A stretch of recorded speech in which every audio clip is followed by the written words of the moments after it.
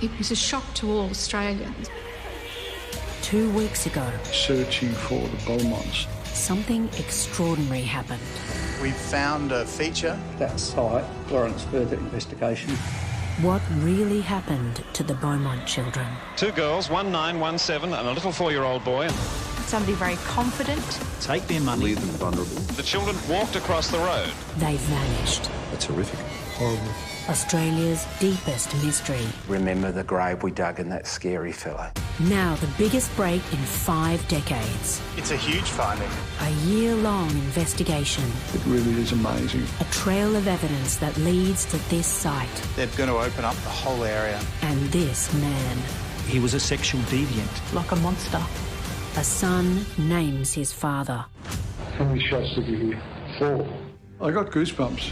Finally, we're going to find what happened to them. Is this where the Beaumont children are buried?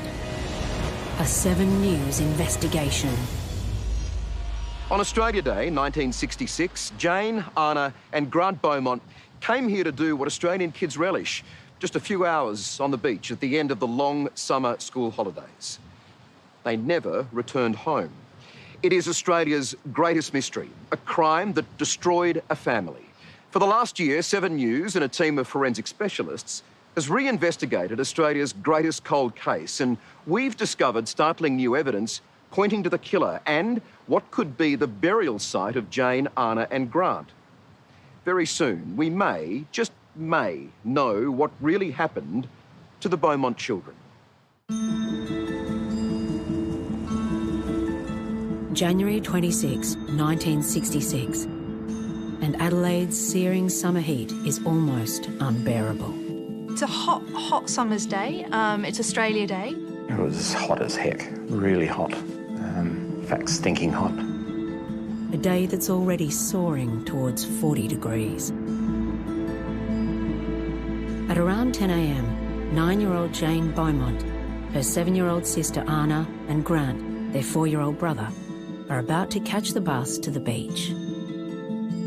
Little kids, back then, were innocent. We were allowed to have fun. We could sleep with our doors open. We could watch telly out the back. We could do whatever we wanted to. It was safe. Their dad, Jim, is away, up north in Snowtown on business. Jim's wife, Nancy, gives their eldest daughter, Jane, enough small change to cover bus fares and lunch. She watched them walk to the bus stop just down the street. Jane would have made sure the kids got on the bus safely. She would have got on last, got the purse out and paid. Glenelg Beach is less than 2 kilometres away. No, it wasn't the first time that the children had caught that bus and went down to the beach by themselves. And it was so innocent to go down the beach. We all did it. You just had to be home before the streetlights came on. And Jane, Anna and Grant were exactly the same. Jenny Muirhead, Jane's best friend, often joined Jane and her siblings on their adventures, but not this day.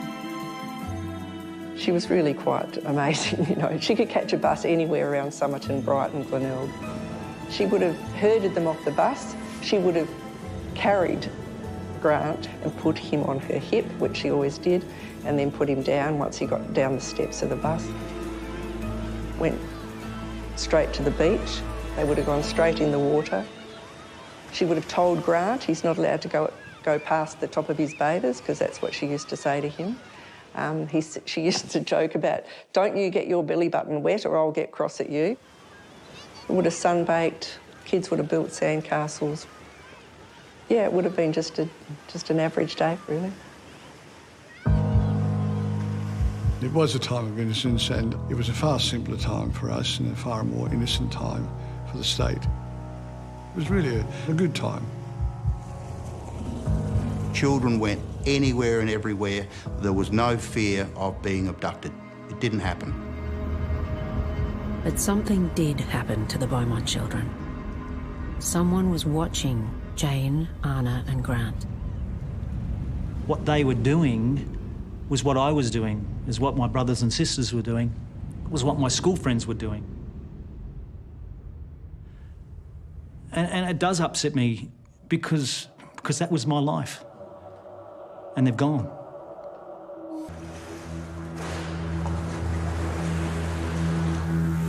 Nancy Beaumont thought her 3 children would be home by 1 o'clock. Increasingly panicked, she waited as bus after bus returned from the beach without them. By mid-afternoon, she was joined by her husband. He was a travelling salesman and he thought he'd give the children a surprise and get back early.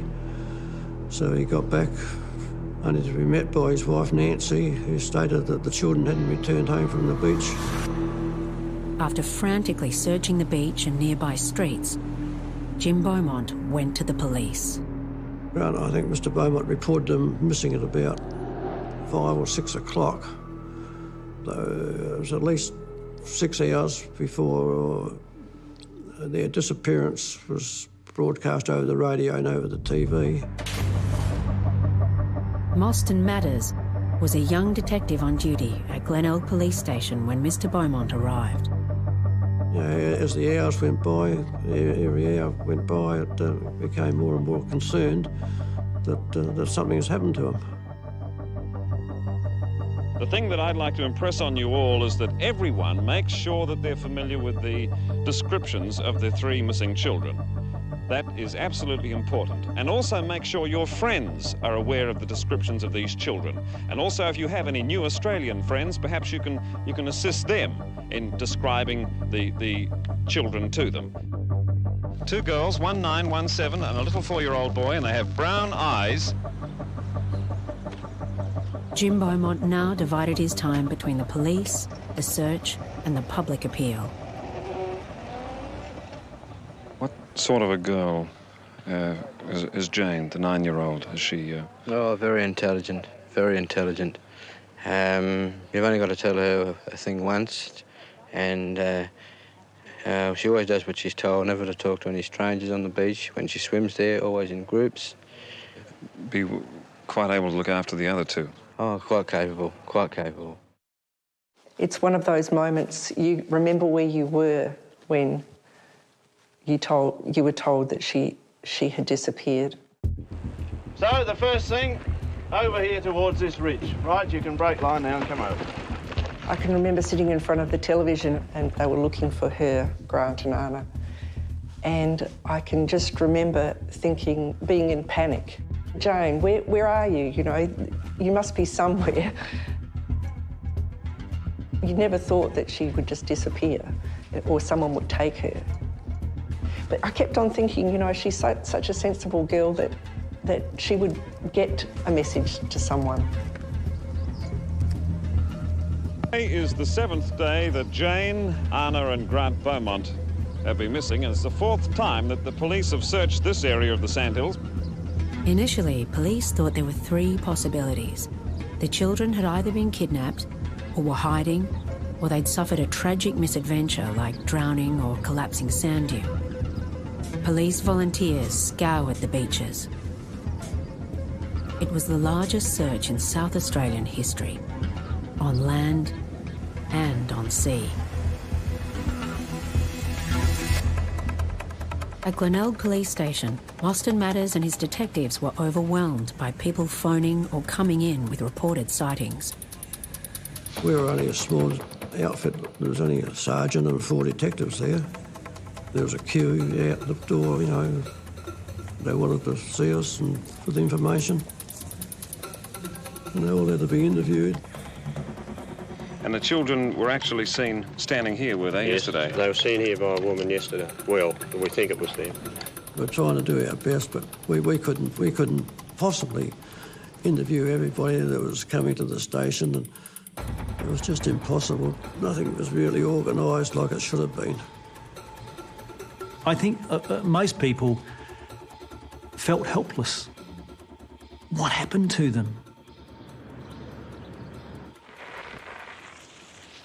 Stormwater drains and sewers were opened and flushed.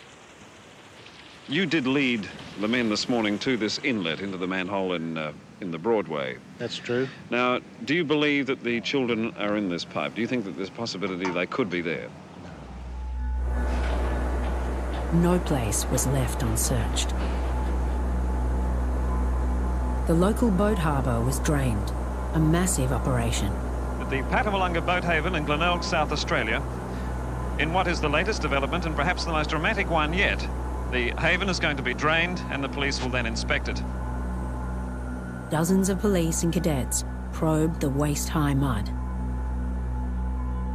We actually all held our breath while people looked for them, while the Patawalunga was dragged. This is one of the jobs where they hope they don't have any luck whatsoever. On and on it went. Surely, somewhere, somehow, they would find a scrap of clothing, a shred of evidence. You know, everything that happened, we held our breath and thought, finally we're going to find what happened to them. How's it going? But each lead failed. The children had vanished. In November 1966, over 9 months since they were last seen, a local businessman flew the famous Dutch clairvoyant Gerard Croiset to Adelaide. And that was a farce, no two ways about that. Croiset claimed he'd had a vision of the Beaumont children and arrived in Adelaide to a reception rivalling that given to the Beatles. Do you hope that Dr. Croiset succeeds, Jim? Oh, well, I mean, that's his belief, and I really appreciate him coming over. I mean, to find the children. I think it'd be very difficult for him to meet us. I think he's a very feeling man, and I think that his main objective is finding the children more so than talking to us, perhaps. In my opinion, I have found the spot where the children are, or would be. Where is that spot? Where is that? Where I was this morning, near the wall of that storeroom where the children were last. Where exactly is that? Well, that's Wilton Street, Somerton Park. Yes, that is Wilton Street. On the last day that he was due back to fly back, someone told him about this warehouse that just recently been dug up and re-cemented. He said that's where they're buried. So off they all went down there again and dug it up. Yes. Als ik dus zeg dat ze daar onder If I say they are buried there, I am sure. Nothing was found. Well, what can you say at this moment? I mean, we've been hanging on for 9 months and 14 days now, and, well, we just got to just wait and hope and pray. Well, naturally, they were very upset, and because they were subjected to the crank calls that came, you know, letters and accusing them of taking the children and what have you and what have you. It became a circus around them. Oh, yes. They suffered a lot, they really did. I don't believe that the children are dead, and I'll cling on to the hope until there's any evidence found otherwise. As each month passed, each year came by, every anniversary, you know, they used to suffer. I know Nancy, she left the rooms where the children slept. They weren't touched. Everything stayed as it was. In case the children never came home, the place, their rooms and everything were all as they left them. A few nights before she vanished, Jane Beaumont left her parents a note. Dear Mum and Dad, I am just about to go to bed and the time is 9. I have put Grant's nappy on, so there is no need to worry about him wetting on the sheet. Grant wanted to sleep in his own bed, so one of you will have to sleep with Anna. Although you will not find the rooms in very good condition, I hope you will find them as comfortable as we do. Good night to you both, Jane. P.S. I hope you had a very nice time wherever you went. P.P.S. I hope you don't mind me taking your radio into my room, Daddy. Jane was the custodian of her 2 siblings. She would do anything for them. Late in the morning at Glenelg Beach, an elderly couple saw Jane, Anna and Grant playing with a tall man, whose description they later gave to police. I believe that they'd met him before. It's not the first time they'd met the man. It was quite a friendly, it was almost like a parent playing with the children. Jane carried an off-white purse and had been given enough coins by her mum for their bus fares and to buy lunch. The elderly couple reported that the man with the children said they'd lost their money. Do you believe that was coincidental, or was that part of the plot? It was the plot. It was the plan. Now you take their money? Take their money. Leave them vulnerable? Of course. And then... come in as the White Knight? Yep. If your plan was to entice these children somewhere, to get them away so you could do whatever it was you wanted to do, what better way than to remove the method of getting home and be able to offer them an alternative? They went willingly, I believe, from the beach with someone. They weren't dragged kicking and screaming away. At around lunchtime, the children were seen again.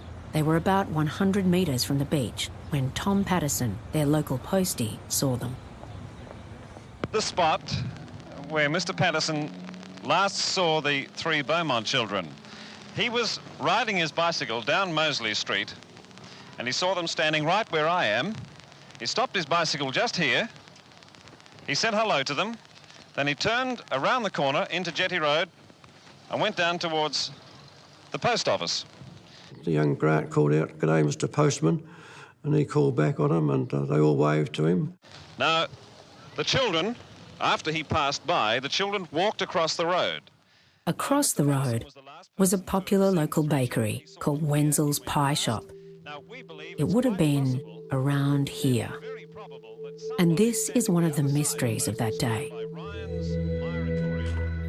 Earlier at the beach, the children had lost their money, yet Jane now pays for their lunch with a crisp £1 note, a note her mother had not given her when she'd left home.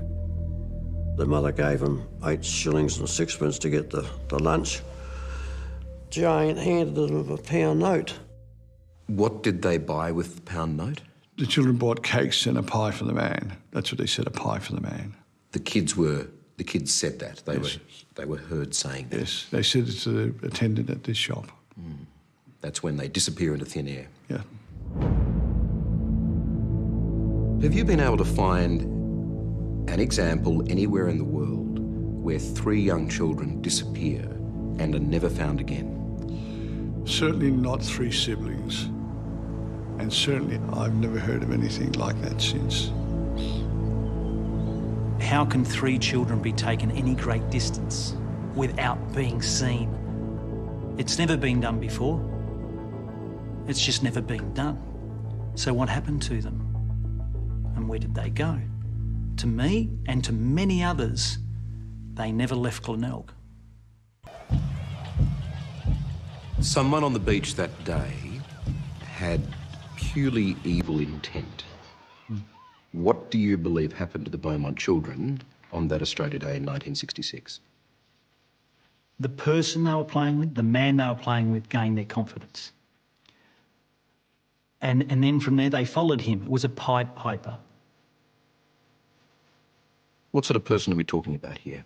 It's all about power and control, and this is a very bold thing to do. You know, it's no small feat to take 3 children from a very public place. Somebody very confident, very charismatic, somebody who probably lacks empathy for the victims, because somebody who's going to predate on children is not going to be somebody who's going to worry about their feelings or what they need. So we're talking a pretty cold, calculating person here. No criminal case in Australia has attracted more suspects. As the years passed, one by one, these evil men fell under suspicion. Infamous child killer Derek Percy, linked to the deaths of 9 children. Convicted murderer and suspected serial killer James O'Neill. Anthony Munro, the scoutmaster and pedophile, now in prison after his extradition from Cambodia. And one of the most depraved killers in Australian history, Bevan von Einem, convicted for the murder of 15-year-old Richard Kelvin, Von Einem is thought to be responsible for multiple killings in Adelaide in the late 70s and early 80s. Film taken during the search for the Beaumont children even shows a young man with a striking resemblance to Von Einem watching on as police drag the boat harbour, although the identity of this man has never been verified. In the hunt for suspects, the net has been cast far and wide. We're always looking at somebody that looked the part, but they don't look the part. They look like you and me, and in front of adults, they act really well. It's only in front of the children they don't. The truth is you believe that the main suspect was hiding in plain sight. Yes, and it's not the boogeyman. It's a person of influence, a person that's charismatic, a person usually in a position of power, of trust. He's had to win them over to get them to go with him. So it tells you about him as a person. If he looked scary, then they're not going to have gone with him. In 1966, a police artist drew this image of the man witnesses saw speaking to Jane, Anna and Grant at Glenelg Beach. He was about 6 feet tall. Around the 6 foot tall, athletic. Fair wavy hair, a longish face and a high forehead. Bearing a close resemblance to the police sketch is this man, Harry Phipps. It's startling, the resemblance in my mind. A millionaire factory owner and father of two, Phipps lived close to both the beach and the bakery, where the kids bought themselves cakes and a pie for the man. Considering it's a hand-drawn sketch, I don't think you could have got it closer had you been looking at Harry and drawn it. The more I look at Harry, of all the people who've been suggested over the years, and there have been many, I think he is the most likely to be the actual offender.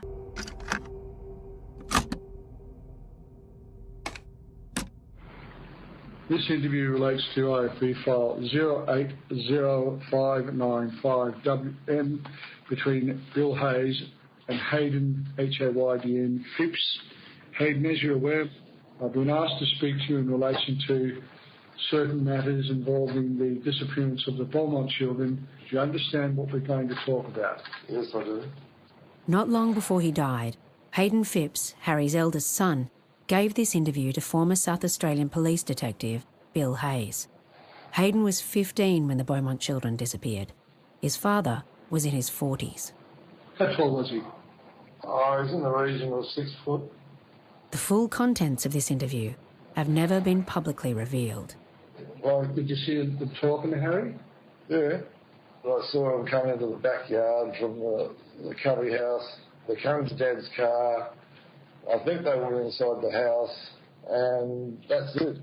Did you hear what they were saying? No, it was too far away. Hayden's decision to speak came at the urging of his second wife, Angela. When did Hayden first talk to you about the Beaumont children? We were watching television one night and an item came on about the Beaumonts, and he said to me, I always thought Harry had something to do with that. You remember Australia Day 1966?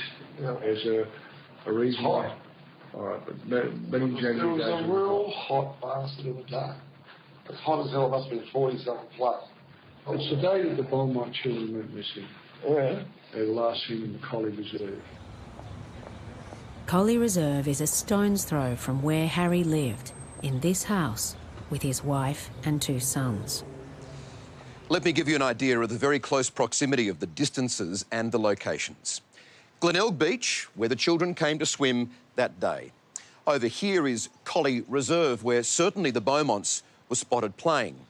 Harry Phipps's house was a very short walk straight down that road right next door to the church. And the bakery, well, that was just behind this building, barely 200 metres away, where the children were seen buying a pie with a £1 note for a man. So, who was that man? In his interview with Bill Hayes, Hayden said he remembered seeing three children talking to his father. They're talking to Harry, they go inside the house, you hear... They never come out. But Harry Phipps was not a suspect at the time. He didn't fit the profile that the police would have been looking for at the time. He was a prominent businessman whose firm, Castelloy, in nearby Plympton, made metal castings for the car industry. In 1983, Harry was awarded the prestigious Australia Medal for Services to Industry. He was close to politicians, powerful, respected, connected. Nobody's going to look at him, are they? This upstanding pillar of the community who's won all these awards, he knows all these important people. He's clearly not. They would have been looking for a paedophile, probably. And whoever's going to look at Harry. Are you afraid of your father? Terrified. Have you ever known him to be violent? Very violent, extremely. You ever known him to carry firearms? Yes. He never went anywhere without a pistol. You know what sort of pistol it was? 38 police revolver. To the outside world, Harry was charming, charismatic, funny. But behind closed doors, he was a dramatically different man. What was his childhood like? I'd say it was fucked up. His mother dressed him as a girl until he was 5 years of age, and he just carried it on. When my grandmother died, I found some of his clothing, and my mother came out and said, oh, you found out the secret at last. He admitted to me on many occasions that he had a straight-up fetish for women's clothing, and in particular, his mother made him little gowns of satin, and he acquired this fetish for satin. He was a sexual deviant. He couldn't control himself when wearing satin or when he was around satin. You actually saw him dressed like this? Yeah. Did you see signs of him having been sexually excited? Yeah. He said that he could recall as a small child, lying in bed at night, and he would hear the sound of Harry coming down the hall and the swish of the satin. He used to hear this swishing at night. And he knew that Harry was coming to sexually abuse him.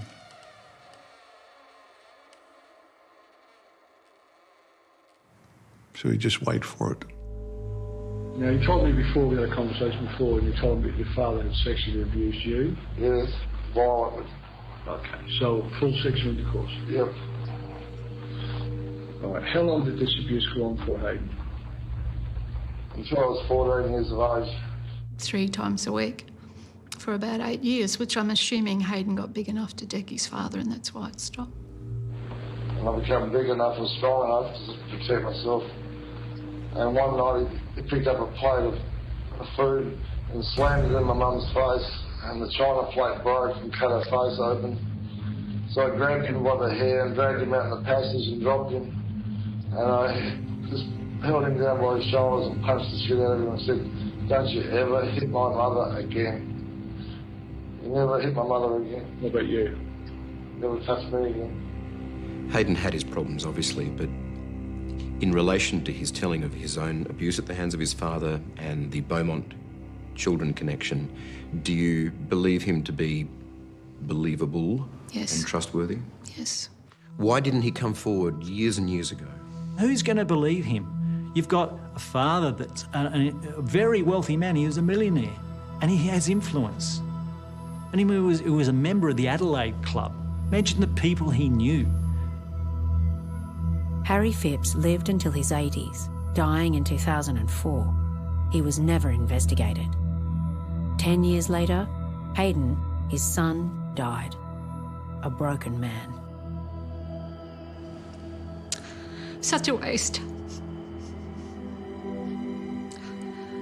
I find the waste of human potential difficult, and in someone that I really loved. He was the love of my life. Within weeks of this interview, Angela Fife also died. But in death, she and her ex-husband Hayden left behind damning testimony about his father, Harry Phipps. Possibly the closest thing to evil I've ever met in my life. Do you think he would have had it in him to kill 3 innocent children like that? Oh, easy. He wouldn't even think about it. I know this may not be easy, but I want to show you this image.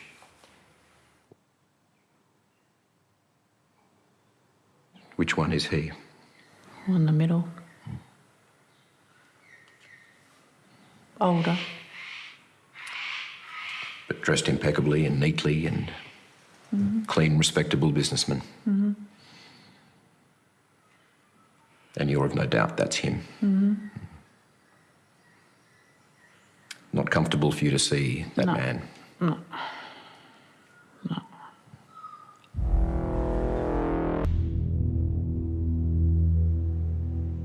Harry Phipps was Adelaide establishment.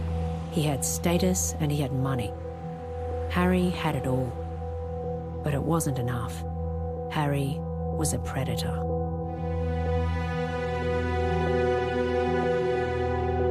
In 1979, near his Castleloy factory, the well-dressed businessman raped a 14-year-old girl. She has never publicly told her story before.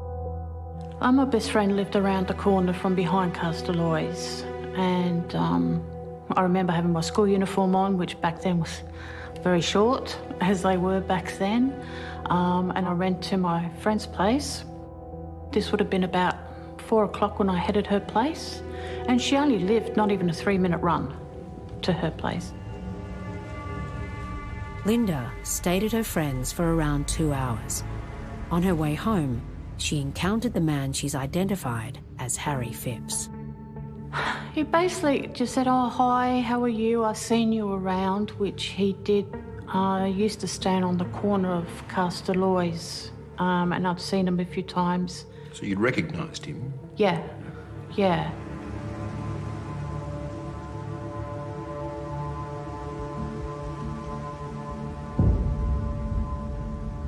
He just walked me across the road and was just saying that, you know, you're a really pretty girl, I've seen you around, and I just went with him. I was more worried of getting in trouble from my father not being home on time than what this man was doing. There was nobody around. There was no cars around, there was no people around, there was no workers around. Everything had shut. What sort of clothes was he wearing? He had like dark grey pants on and shirt and tie, and smelled clean.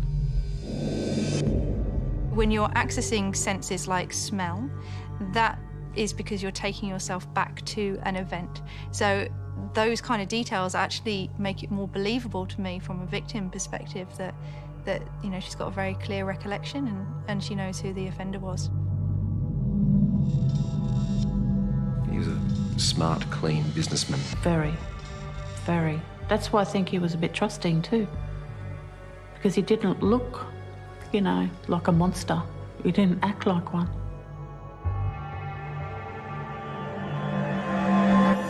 What is he saying?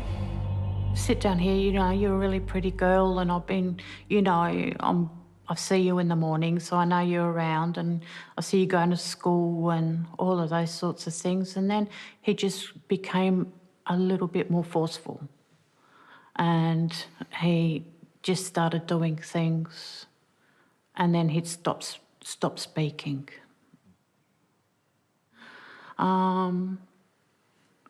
He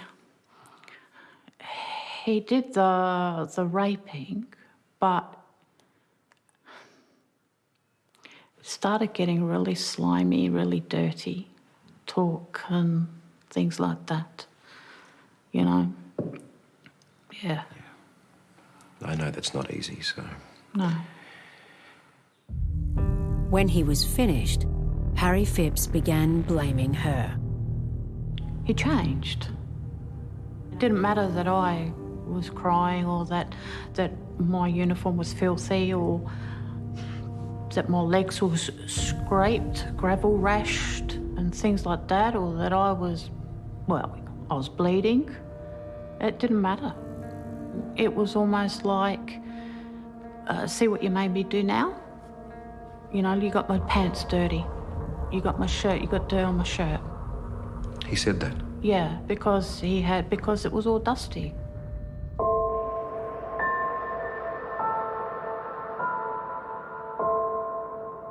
I was still more concerned about getting home before my dad did. What did you fear in your father's personality if you had told him? It was my fault. He would have hit me. He would have hit me, he would have kicked me. He would have said to me, you shouldn't have been there, it's your fault. Don't tell this, don't tell that. Yeah, that's what he would have done. So you stayed quiet? I had to. Linda later sought counselling to cope with the trauma of Harry's attack. It would be years before she knew his name. When did it dawn on you that you think you might have known who it was? I was watching the news and Beaumont Children came up. My ears pricked up and I stood in front of the telly and I saw Castelloy. I said to my housemate now, I said, quick, this is where I used to live across the road. And then they brought up a picture of him and my stomach just dropped. 100%. That was him. On the day the Beaumont children disappeared, they were last seen buying lunch with a £1 note at Wenzel's Bakery. If you talk to anybody in the 60s that was a kid or an adult, that how much a pound note was, that was a wow factor. And Jane was given that pound note. You have her confidence. Someone must have given it to them, and we know that Harry, because we have statements from a number of people, including the son, that Harry, if he wanted you to do something or disappear, he would give you a pound note. So it wasn't unusual for him to give out pound notes as much as you want. Okay. But you don't remember him eating pies? I think he liked pies, yeah. Jane Beaumont kept her money in an off-white clip purse. Many years later, Harry's widow invited Stuart Mullins into the Glenelg home they'd shared. Stuart was investigating rumours about Harry and was shown around the house, including the basement. But there on the shelf, there was a clip purse. And it looked out of place. It was in pristine condition, but it was out of place. After leaving, Stuart contacted a colleague who told him of the potential significance of his discovery. The next day, Stuart rang Harry's widow. And I said, I need to come back and have a look at something, which she said, that's fine. And so we went down to the basement and I said, look, you know, Jane Beaumont had a very similar purse to this. And she said, no. She said, I bought that at an op shop last week. And I said, well, what's it doing here? If you bought it at an op shop, what's it doing down here? But at that time she said, I think you have to leave. But that could have been the connection to the Beaumont children. Yes, I've been reminded of that several times. Yeah. On the morning of Australia Day 1966, Harry's then 15-year-old son, Hayden, went to a part-time job at a nearby bowling alley. What time did you get home? Between 12 and 12:30. You said you saw the kids? Yeah, I seen them come in. Can you describe them to me now? The little kids, one's a little bit shorter than the rest, like short haircuts. I think they had towels. I think they had beach towels.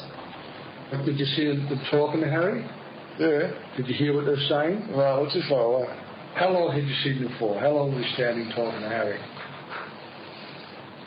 Oh, only long enough until he took them inside. Well, he took them inside. And then after that, I came out of the cubby house and went inside to see if it was going on. And the front door was open. So I just assumed they left out the front door. Did you hear any noises or any squealing or any shouting or nothing? Any gunshots? Yeah, we had some gunshots go off, but Harry's always letting off gunshots. That means nothing. You think it was all with the kids in the house? There was gunshots going on? No, not in that place. How many shots did you hear? 4. Later, he saw his father loading what looked like surfboard covers into the boot of his car. He didn't find it unusual, as Harry often used them to carry his satin dresses. And then he took off in the car? Yeah, a big Pontiac. Yep, okay. Believing the 3 children had already left, Hayden thought nothing of his father's behaviour then or in the days following. But what Harry and his big American car did next is even more baffling. even more suspicious. The car was quite a new car. I don't know the brand other than it was what we would call in those days an American vehicle. The Yak tank? Yes. We were asked to dig a hole. It had to be done on the long weekend and finished by Sunday night. It was hot as heck, really hot. Occasionally come over to the hole and say, no, I want it deeper. And then he would just sit there and stare at us. And then he would drive away. Australia Day 1966 and the days after are well remembered by David Harkin. It was hot as heck, really hot. In fact, stinking hot. He and his elder brother lived in North Plympton, close to the Castalloy factory. In their spare time, they earned money doing odd jobs, like the one a well-dressed man offered them that holiday weekend. I was 15 at the time, Robin was 17. We were asked to dig a hole. It had to be done on the long weekend and finished by Sunday night. The businessman offered good money, which was an added incentive for David's brother, who was saving for his first car.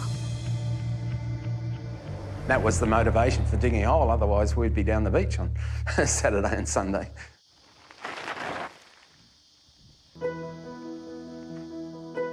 We had to be there early in the morning, so we rode our bikes down. We still rode bikes in those days.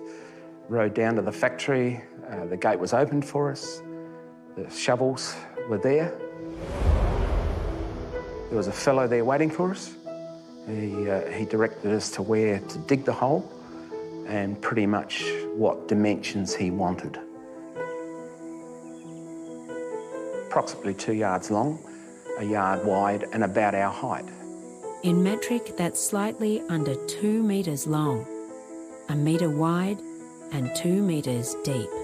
For some reason, it needed to be that shape and quite straight sides. He was quite insistent on that, and we just had to keep digging until he was satisfied. He would just sit there and stare at us. Occasionally come over to the hole and say, no, I want it deeper, and then just either sit there and watch us for a little while or drive off again. There was no pleasantries involved or thank you for your work or anything like that. He would just look at us.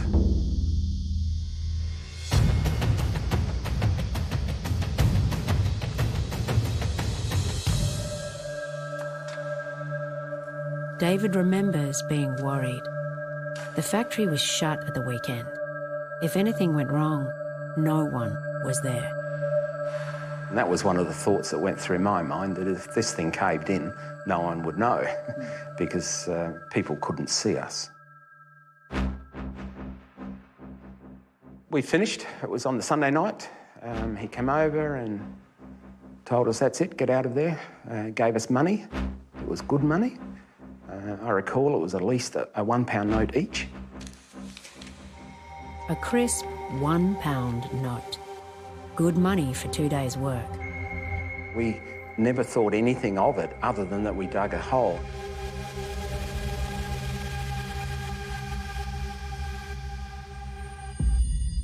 There was nothing there to connect it. At that time, the children had gone missing. It was more that they hadn't come home. When did it first occur to you that you might have actually dug a grave that day? Only a couple of years ago. Yeah. And what made you think that? Well, there was, I was sitting at home, we were having dinner, my wife and myself, and Today Tonight had a documentary on it, and they named the Castalloy site as a potential site. They named the fellow from here as the owner of the site, as to being quite involved.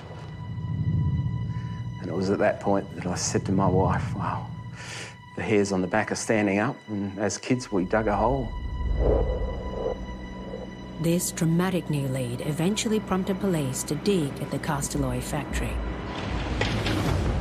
It was 2013. But for all the effort, nothing was found. Unfortunately, as a result of this, of the dig which we had today, there is no new information found relative to this investigation. A small but critical error had led to a big mistake. We were in the wrong area. And nothing else had changed. We definitely dug the hole. The date was right. The time of the year was right, and dimensions and everything else. We were in the wrong place. In 2017, after we began reinvestigating the Beaumont case, We were in the wrong place. the mistake was discovered with the unearthing of this rare aerial photograph of the factory taken in the mid-60s. What it revealed is that the gate the police and the Harkin brothers had used as their landmark in 2013 was not there in 1966. The real gate was here. This is actually our point of entry because there used to be a second gate here that the eyewitnesses described coming through. The car would have driven up that Phipps was in and parked in that area over there. And then they actually think that they dug the hole for him back here in this flat area. So clearly this is going to be our primary site of interest.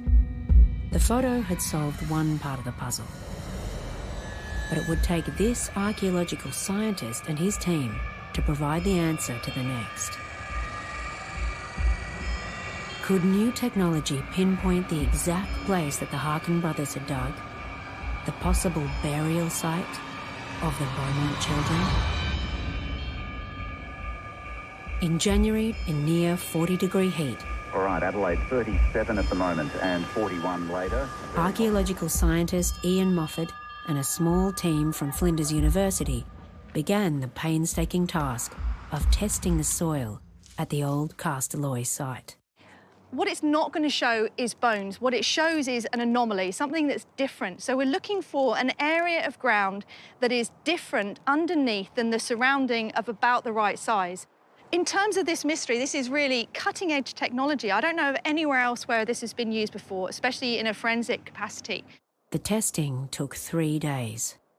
We're going to take this back to the lab and put all of these results together into one big 3D model of the site. It then took nearly 2 weeks for data to be analysed, both in Australia and overseas, and a profile of the soil where the Harkins said they had dug to be visually constructed. But when it was, what it showed was literally groundbreaking. Hello, Xanthi. Yeah. The thing I'm really excited about is the features are about the right size, they're about the right shape, they're sitting at the right depth, and best of all, they're approximately in the area where the history from the site suggests that they should be. Armed with this breakthrough, on Friday the 19th of January, Ian Moffat drove to present his findings to South Australian Police. This is a really significant meeting. It's a huge finding.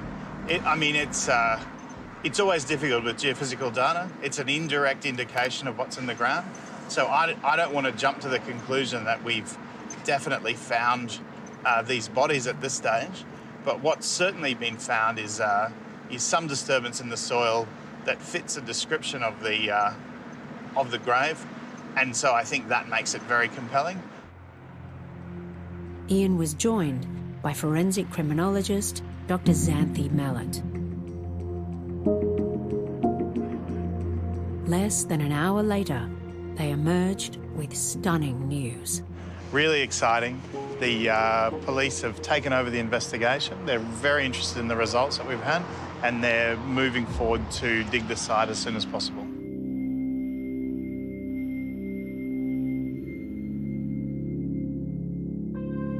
And you're of no doubt that Harry Phipps killed the Beaumont children. I've no doubt that he was with the children on that day. I've no doubt that he was a paedophile. I've no doubt that he was a dangerous man when aroused. I've no doubt that on the day he was handling his satin clothing, and when he did that, he became sexually aroused. And into that walked 3 little children. Those are the things I'm sure of. Last Friday marked the 52nd anniversary of the disappearance of Jane, Anna and Grant Beaumont. South Australian police have now marked out and secured a section of the cast alloy site, which is right behind me. That area is now a crime scene, and very soon, within a few days, as a matter of fact, a team of police and forensic specialists will begin digging. Only then will we know what really happened to the Beaumonts, or if the mystery remains. Earlier, I spoke to Detective Inspector Greg Hutchins from the South Australian Police Force. The site has now been declared a crime scene. What is the next step? Logistically, what happens? We need to meet and discuss with a number of specialists, anthropologists, pathologists, specialist crime scene examiners, because there's clearly a number of possibilities that need to be considered, and what ifs. What if they find a piece of clothing? What if they find rubbish? What if they find bones? All these things need to be considered and potentially can slow down the process considerably. Just on a human level, as a detective looking at this case, serving, and the many past detectives who've been on this since the very beginning, how significant is this? Absolutely huge. It'd be significant. It'd be significant for the country if we could find out what happened to 3 Beaumont children, many, many years ago. The family have suffered considerably for a long, long time without any answers. And joining me now is Dr. Xanthi Mallard, a forensic criminologist with the University of Newcastle and a member of our 7 News Investigates team for the past few months. Xanthi, you will be behind the fence line when the dig actually happens. Who else will be there and what will they be doing? This is a full forensic investigation, so primarily police personnel with forensic experts to assist them. The main one being a forensic anthropologist who will be there to oversee any elements of human identification. So if any bones show up, for example, that's the expert that will help identify who that is. But make no mistake, this is a major forensic investigation now. Yes, the South Australia Police are very much taking this seriously, so this is a full forensic investigation. They'll be wearing their full personal protective equipment, as you would imagine at any other crime scene. OK, Xanthi, thank you for that. And thank you for joining us tonight. You can keep up to date, of course, keep following this breaking story by watching 7 News over the coming days. I'm Michael Usher. Thanks so much for your company. Have a great night.